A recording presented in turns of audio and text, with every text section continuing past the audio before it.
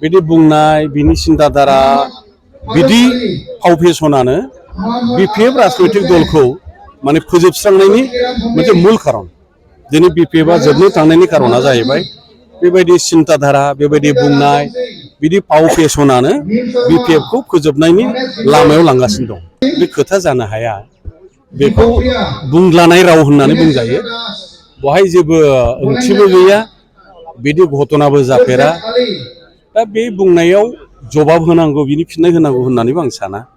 बेफोर मोनसे ओरैनो माने पातला एबा रेजें मोनसे पातल उपरंगा होननानै जेखौ बुङो आरो तुलुंगा मन्तब्य आरो बिदिजों समाजा उन्नति जाया आरो बहाय जेबो गोथौथि गैया। आरो बेबायदि परिबेसजोंनो बिदि बुंनाय बिनि चिन्ताधारा बिदि फाव फेसनानो बिपिएफ राजनैतिक दलखौ माने फोजोबस्रांनायनि मोनसे मूल खारन। दिनै बिपिएफआ जोबनो थांनायनि खारना जाहैबाय बेबायदि चिन्ताधारा बेबायदि बुंनाय बिदि फाव फेसनानो बिपिएफखौ फोजोबनायनि लामायाव लांगासिनो दं।